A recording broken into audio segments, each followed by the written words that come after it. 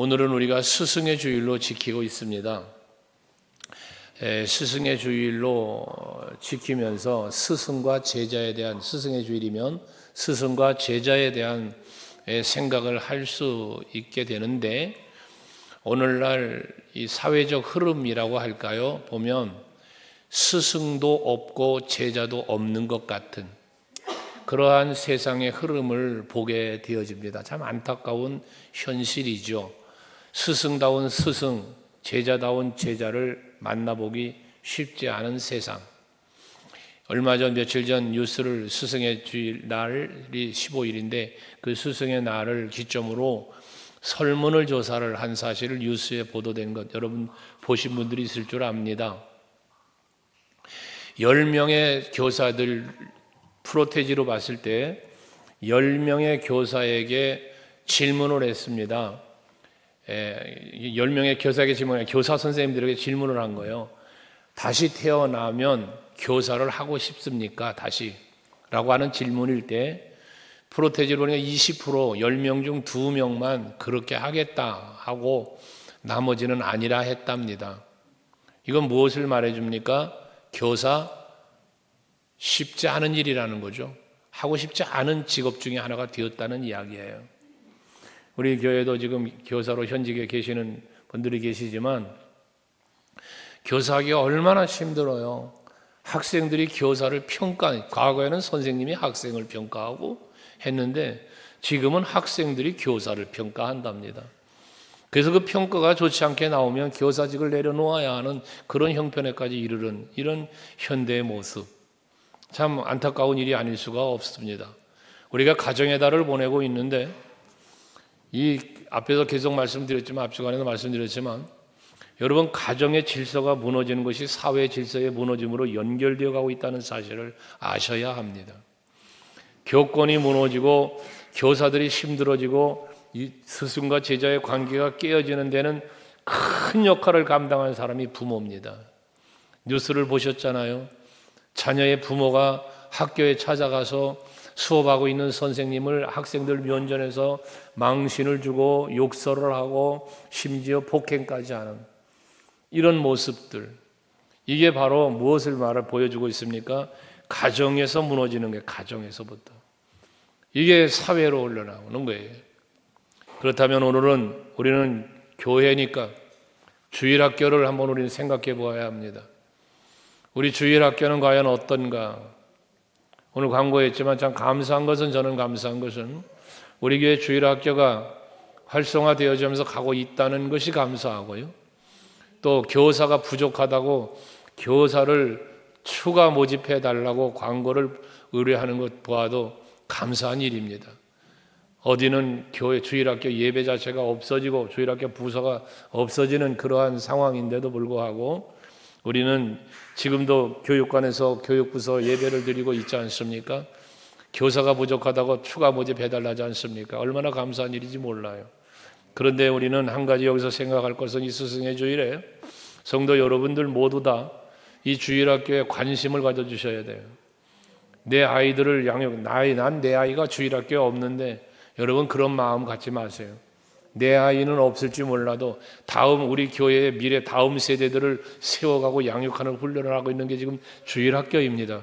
그 일을 위해서 아침 일찍부터 우리 장로님 기도하셨지만 이른 아침부터 나와서 봉사하고 헌신하고, 그 교사 선생님들이나 교육부서 봉사자들은 일부 예배 나와서 예배하고, 지금 여러분들이는 이 일부 예배 시간에 교육부서 예배를 드리는 거 아닙니까? 더 나아가서 여러분 부모님들 계시지만 부모님들 마음 편하게 식사하시라고 애기들 밥 다 갖다 먹이고 교사들이 다 하는 거예요. 그 뒷정리 다 하고. 그러면서 수고하는 이들이 주일학교 교사들입니다. 그러므로 여러분들 우리 주일학교 부서를 위해서 기도하시고 수고하는 교사들을 위해서도 기도 많이 해주시기를 부탁을 드립니다. 중요한 것은 이제 뭐냐 하면 교사로 임직받고 교사로 수고하는 분들만 교사가 아니라는 거예요. 오늘 예배하는 여러분 모두는, 여러분들에게는 교사적인 사명이 여러분들에게도 주어져 있다는 사실을 잊지 마셔야 합니다.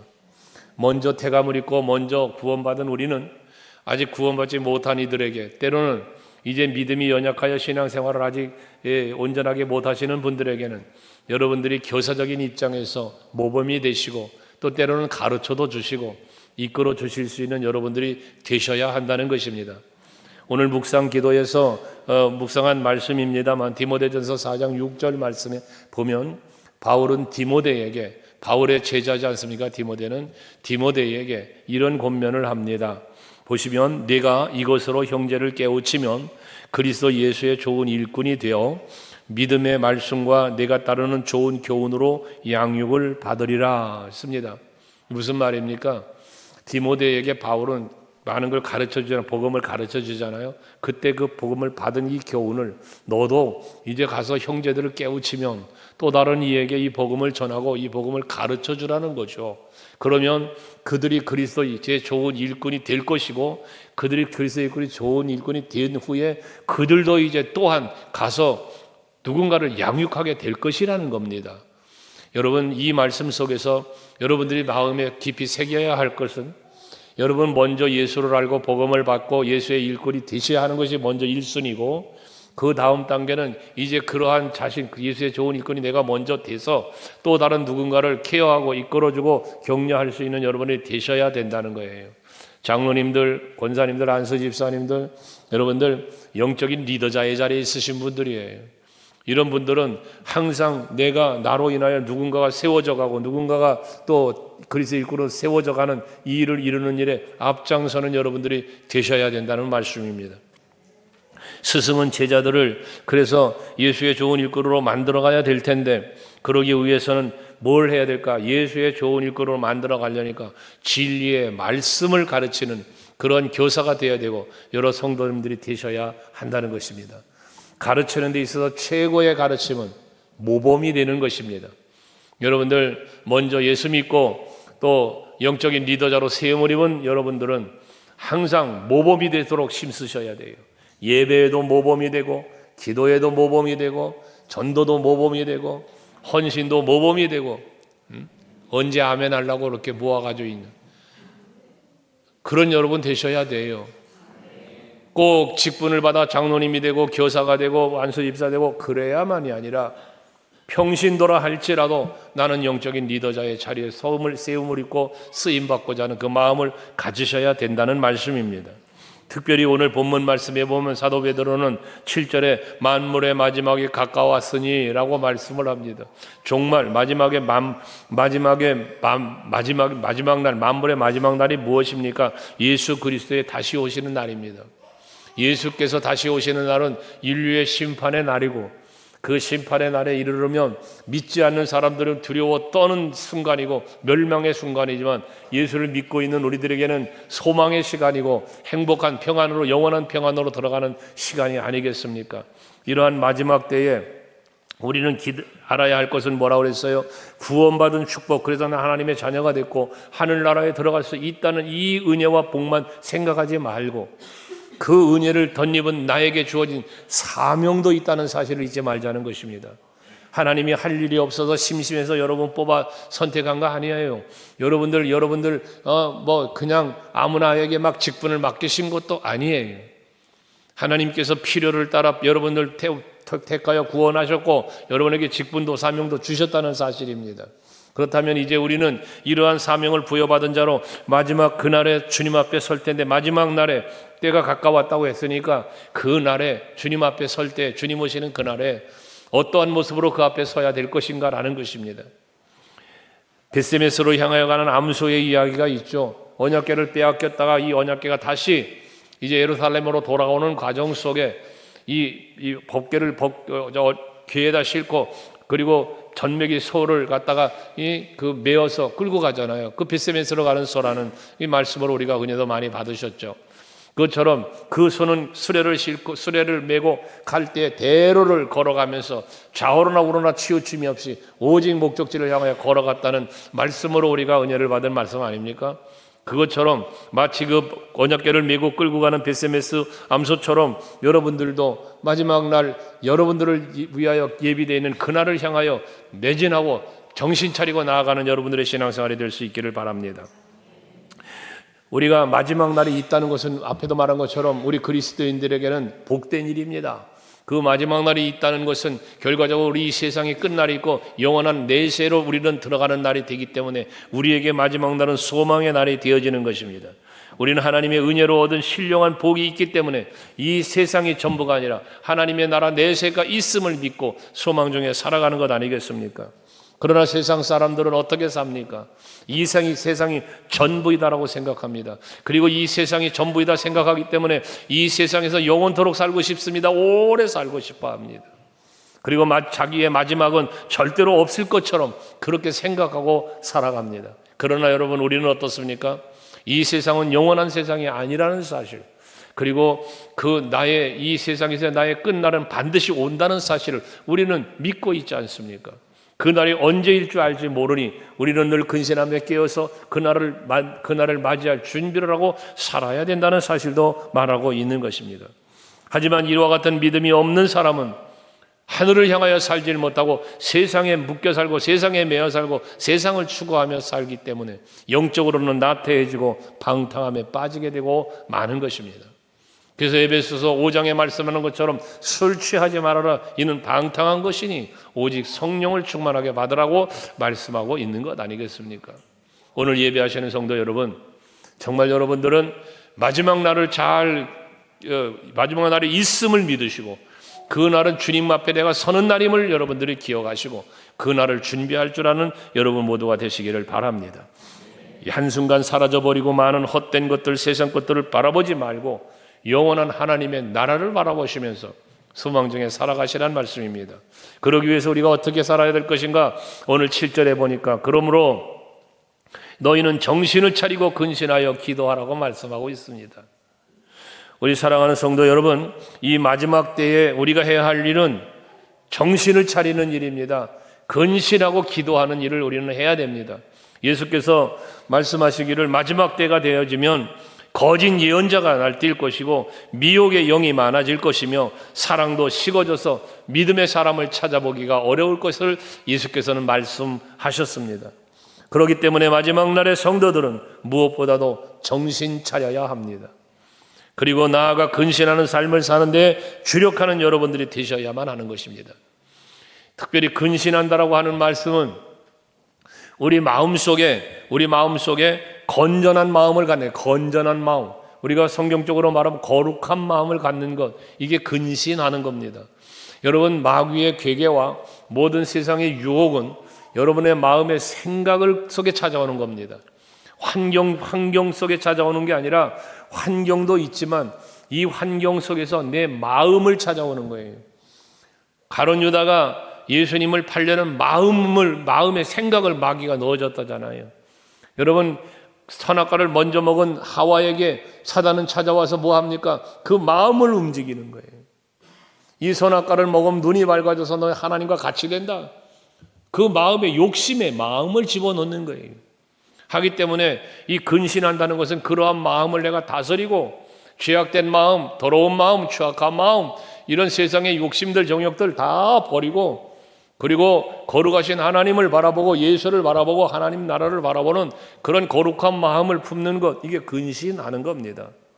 여러분들 스스로가 마음을 그래서 잘 다스리며 근신하는 성도가 되셔야 되는 거예요.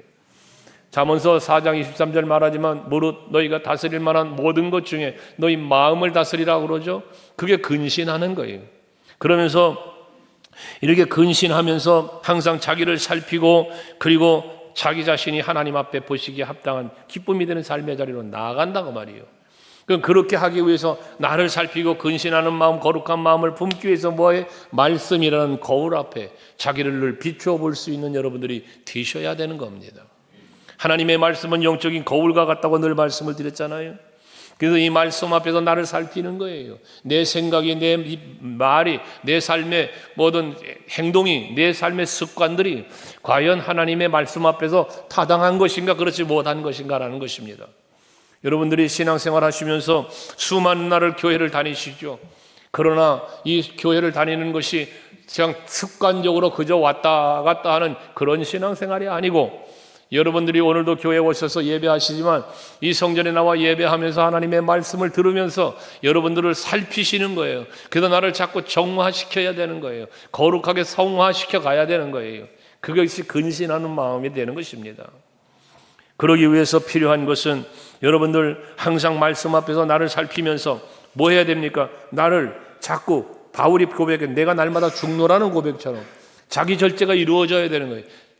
잘라낼 수 있는 거 잘라버려야 되는 거예요.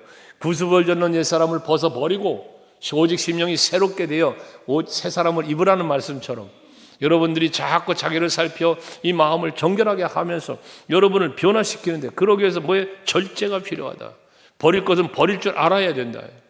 이것이 안 되면 새로워질 수가 없어요. 여러분 거룩해질 수가 없는 것입니다. 그래서 오늘 말씀에서도 실제 말한 것처럼 깨어 근신하라. 그 근신하면서 뭐하라? 기도하라고 말씀합니다. 왜? 기도는 금요철야 예배 시간에 자주 말씀드리지만 하나님의 능력이 내 삶의 현장에 임하게 하는 것이 기도라는 통로예요. 하나님이 예비한 은혜와 복을 내 삶의 현장에 이끌어와서 내가 누릴 수 있는 그 축복의 통로가 기도인 거예요.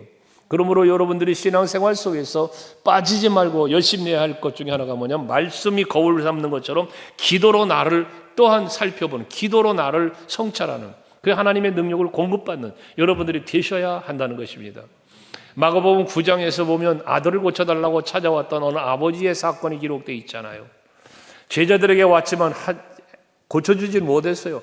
그러나 예수께서 다시 변화산에서 내려오실 때 만난 아버지 고쳐주셨지 않았습니까? 제자들이 묻습니다. 우리는 못했는데 어떻게 선생님 할 수 있습니까?를 물을 때에 29절에 말씀한 거 아닙니까? 같이 한번 읽어볼까요? 시작. 이르되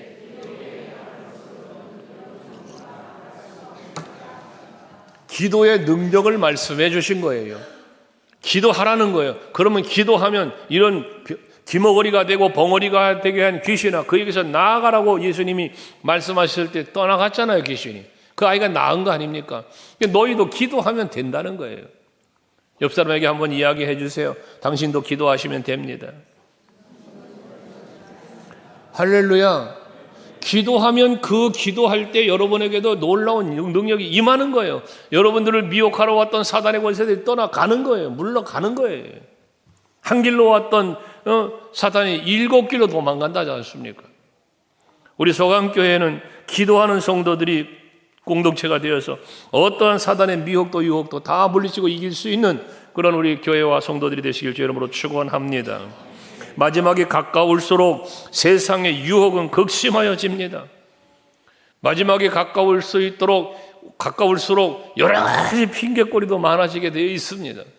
이때 여러분 그 핑계거리를 삼아 기도를 하지 못하고 핑계거리 때문에 예배하지 못하고 그 핑계거리 때문에 하나님의 앞에 헌신치 못하는 그리스도의 몸된 교회를 세워가는 일에 앞장서지 못하는 그런 성도들이 되지 않기를 바랍니다. 늘 말씀드렸죠. 핑계에 대해서는 핑계거리를 뽑아놓고 한번 생각해 보면 다 타당성이 있다니까요. 다 맞다니까요. 근데 왜 그 핑계거리에 넘어지느냐? 삶의 우선순위가 하나님께 있지 않기 때문에 그런 것입니다. 내 삶의 우선순위가 하나님께 있는 사람은 절대로 하나님 앞에 예배를 게을리할 수가 없습니다. 절대 하나님의 일에 헌신을 게을리할 수가 없습니다. 무엇이 부족? 믿음의 부족입니다. 따라해 볼까요? 오래간만에 내가 하나님의 일을 하면 하나님은 나의 일을 하신다. 여러분 이거 우리가 현수막 걸어놓고 3년여를 갔다 왔던 그 메시지 아닙니까? 표 아니었습니까? 맞습니다. 여러분 맞습니다. 그 믿음을 여러분이 가지셔야 합니다. 내가 하나님의 일에 우선순위를 놓고 하나님의 일을 했더니 하나님이 나의 일을 해 주셨더라. 이것이 여러분의 믿음이 되고 경험이 되고 간증이 될 수 있길 바라는 겁니다. 이 사실을 믿지 못하니까 그렇게 살지 못하고 그렇게 살지 못하니까 그런 경험도 할 수 없고 경험이 없으니 간증도 없고 정신 차리십시오. 근신하여 깨어 기도하는 여러분 될 수 있기를 주 이름으로 축복합니다. 그때 하나님께서는 여러분들에게 은혜를 공급해 주시고 능력도 공급해 주시는 거예요. 오늘 11절 말씀해 보시면 만일 말하려면 하나님이 말씀하는 것 같이 하고 누가 봉사하려면 하나님이 공급하시는 힘으로 하는 것 같이 하라. 그렇습니다. 여러분, 하나님이 공급해 주시는 힘으로 우리는 주의 일도 하고 하나님이 공급해 주시는 힘으로 우리는 이 세상을 살아가는 것입니다. 하기 때문에 여러분, 우리가 주님의 일을 할 때에 내 힘으로 한다는 생각을 버려야 합니다. 내 힘으로, 내 지식으로, 내 열심으로 아닙니다. 하나님이 공급하시는 힘으로 하는 것입니다. 우리가 주의 일 하다 보면 때로는 지칠 때도 있습니다. 힘들 때도 있어요. 내가 바라고 원하는 대로 되지 않기 때문에 답답할 수도 있습니다. 그러나 기억하십시오. 그래도 하나님은 살아계시고 그래도 하나님은 여러분 편이 되셔서 돕고 계신다는 사실을 말입니다. 이것이 여러분의 믿음일 때 어떠한 상황과 환경에서도 포기하지 않고 지치지 않고 주의 일을 감당할 수 있는 여러분들이 되시는 겁니다. 로마서 8장 26절 말씀에 보면 우리가 연약하여 빌 바를 알지 못하나, 우리의 연약함을 말하죠. 그러나 그 연약한 우리를 성령이 도우신다는 거예요. 그 성령은 우리를 위하여 친히 간구하신다는 거예요. 성령도 우리에게 능력 주시고 우리를 도우시기 위해서 뭐에? 기도하신대요. 예수님도 십자가의 그 사명을 감당하시기 위하여 겟세마네 동산에 올라가서 기도하셨어요. 하물며 오늘 우리들이 이 세상을 헤쳐나가면서 믿음의 승리자가 되고자 살아가고 있는 마지막 날을 준비하고 산다는 우리가 기도하지 않고 어떻게 그 날을 준비할 수 있겠습니까? 교사들도 기도해야 그 교사의 직분을 감당할 수 있고, 장로님들도 기도하셔야 그 직분 감당할 수 있고, 권사님들, 안수 집사님들, 모든 직분자들이 다 기도할 때 그 기도에 힘을 입어 하나님이 공급하시는 힘으로 우리는 믿음의 승리자가 될 수 있고 사명자의 감당함이 이루어질 수 있다는 것입니다. 사도 바울은 빌립보서 4장 13절에서 얼마나 멋진 고백을 합니까? 오늘 이 고백이 여러분 고백 되시기를 원합니다. 큰 소리로 같이 읽습니다. 시작. 할렐루야. 여러분, 내게 능력 주시는 자 안에서 내가 모든 것을 할 수 있다는 건 뭡니까? 그 능력 없이는 아무것도 못한다는 얘기도 되는 겁니다. 여러분들이 정말로 주신 사명 감당하고 직분 감당하기 위해서는 능력 주시는 자의 그 능력이 있어야 되는 거예요. 근데 그 능력이 나에게 어떻게 임한다고요? 기도할 때 임하는 거예요. 기도할 때. 사도 바울은 내가 나 된 것은 하나님의 은혜로 되었다고 고린도전서 15장 10절도 말씀하고 있지 않습니까? 이런 바울 같은 고백과 마음을 가지고 있는 사람, 이런 사람이 교만해질 수 없죠. 교만해질 수가 없죠. 내게 능력 주시는 은혜로 그 능력으로 내가 모든 일을 했어. 내가 지금 나 된 것은 하나님의 은혜로 된 거야. 이 생각을 갖고 있는 사람, 이 고백을 하는 사람이 어떻게 교만해질 수 있습니까? 겸손할 수밖에 없죠. 우리 소감교회 성도들에게는 이런 겸손함으로 오직 하나님을 바라보고 오직 하나님을 의지하면서 주신 사명 감당하는 우리 성도님들 되시고 우리 교사들 되시고 우리 구역장님들, 기관장님들, 이 직분자들 될 수 있기를 제 이름으로 축복합니다. 두 번째로는 이러한 사명자는 선한 청지기 같은 마음으로 사명을 감당해야 된다는 겁니다. 선한 청지기.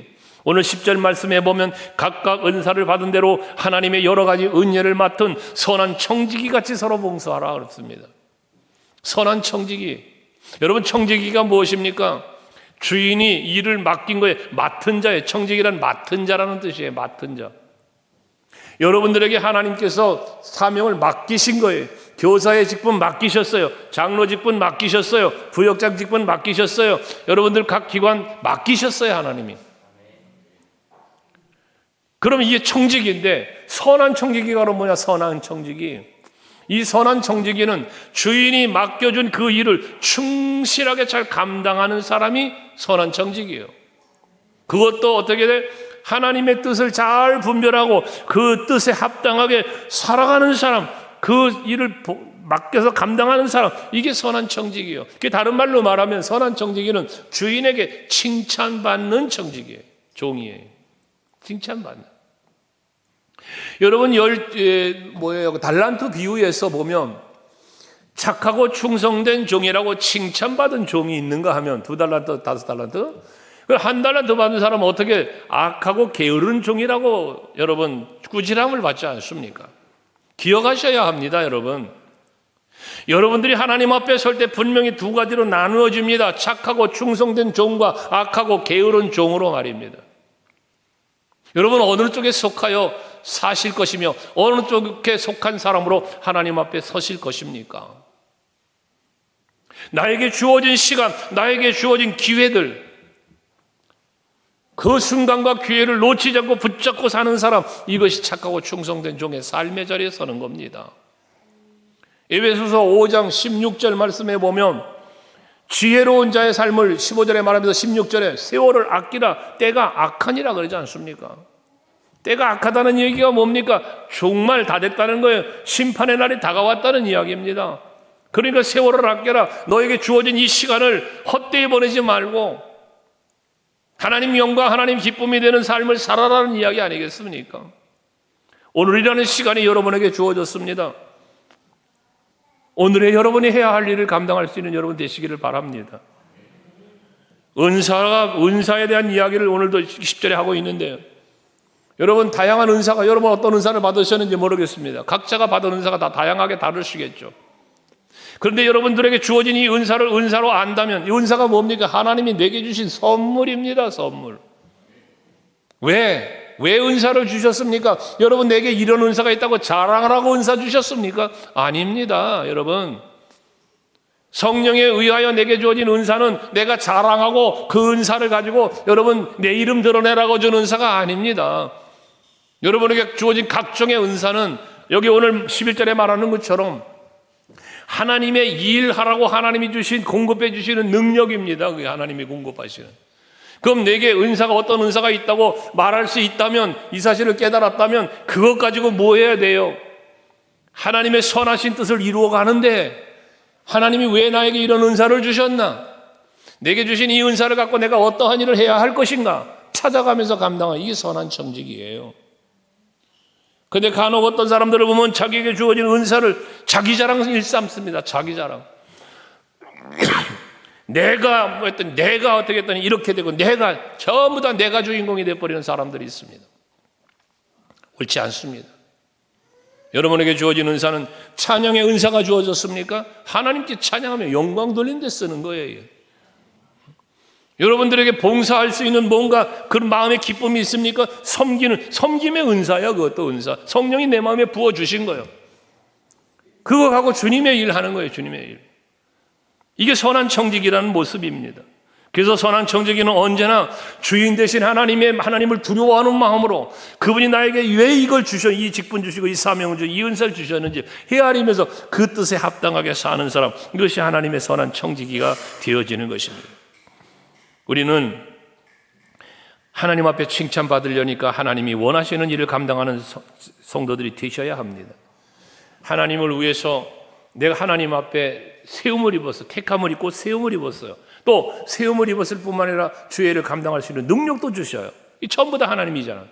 그러니까 내게 있는 모든 것은 다 하나님의 것이다라는 이 믿음 갖고 그리고 주의를 앞장서는 여러분들이 될 수 있기를 바라는 것입니다. 그리고 마지막으로 하나님의 영광을 위해서 사명을 감당해야 됩니다. 오늘 11절 마지막에 보면 이는 범사의 예수 그리스도로 말미암아 하나님이 영광을 받으시게 하려 함이니 그에게 영광과 권능이 세세 무궁하도록 있느니라고 했습니다. 마지막 때가 되어지면 하나님의 영광이 자꾸 감추어집니다. 눈에 보이질 않아요. 그래서 우리는 자꾸 세상에 빠져가게 됩니다. 이 미혹을 넘어가지 않고 여러분 자기 스스로의 믿음을 지키고 여러분 심령을 지키면서 선한 청지기적 사명을 감당하면서 하나님께 영광을 돌릴 수 있기를 바랍니다. 마태복음 24장 12절에 보면 예수께서 친히 말씀하시기를 마지막 때가 되어지면 불법이 성행하면서 사랑이 식어진다고 그랬습니다. 사랑이. 그럼 우리가 하나님께 영광을 돌리는 삶은 하나님의 기쁨이 되고 영광을 돌리는 삶은 히브리서 11장 말씀을 기준으로 하면 믿음이 없이는 하나님을 기쁘시게 못한다고 했습니다. 그것처럼 여러분 하나님을 기쁘시게 해드리는 건 믿음인데 이 믿음으로부터 발생되어지는 우리의 삶이 무엇인가? 제일 먼저가 사랑입니다. 사랑. 여러분, 이 사랑하는 마음, 사랑하는 사랑의 실천, 이것, 내가 너희를 사랑한 것처럼 너희도 서로 사랑해라 라는 말씀을 줬는데, 계명도 그래서 말씀하실 때 첫째 되는 계명은 하나님 사랑이요, 둘째 되는 계명은 이웃 사랑이라고 말씀하셨잖아요. 이 계명을 사랑으로 정리를 해주셨어요, 예수님이. 그러시면서 요한복음 13장에 보면 뭐라 말합니까? 나를 사랑하는 자는 내 계명을 지키는 자라야 한다 그러잖아요.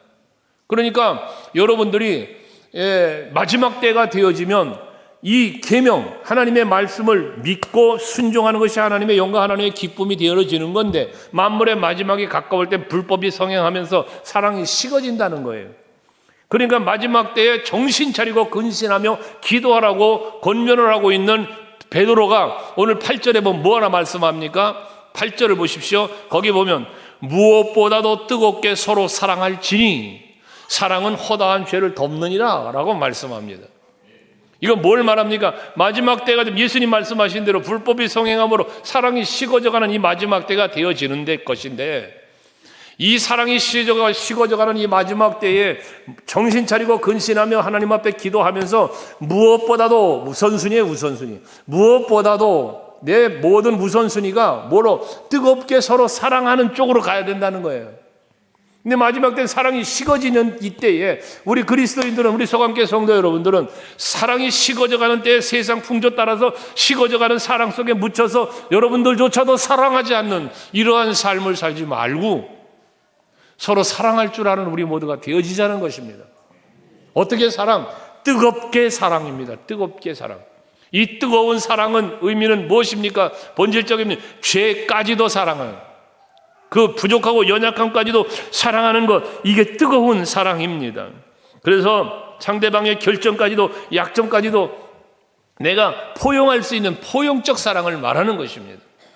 예수님이 잘 보여주셨잖아요. 자기를 십자가에 못 박고 죽이고 하는 이 사람, 저들의 죄를 용서해달라고, 이게 여러분 예수께서 보여준 사랑입니다. 오늘 사도 베드로가 말하는 뜨겁게 서로 사랑하는 이 말씀 속에 그 의미가 담겨 있습니다. 스데반 집사님이 그 사랑을 몸소 또 보여주셨지 않습니까? 돌을 들고 자기를 죽이려고 하는 그 무리들을 향하여 하나님 앞에 기도하죠. 저들의 죄를 용서해 달라고. 성도 여러분, 나에게 잘해주는 사람, 내 마음에 맞는 사람 사랑하는 것, 여러분 그 사랑이 무슨 사랑입니까? 배려, 이제 이렇게 뭐라 그러지? 보응이라고 할까요? 진정한 성경의 사랑은 헌신적인 사랑입니다. 희생하는 사랑입니다. 그래서 예수님은 말씀하시죠. 원수까지도 사랑하라. 원수까지도.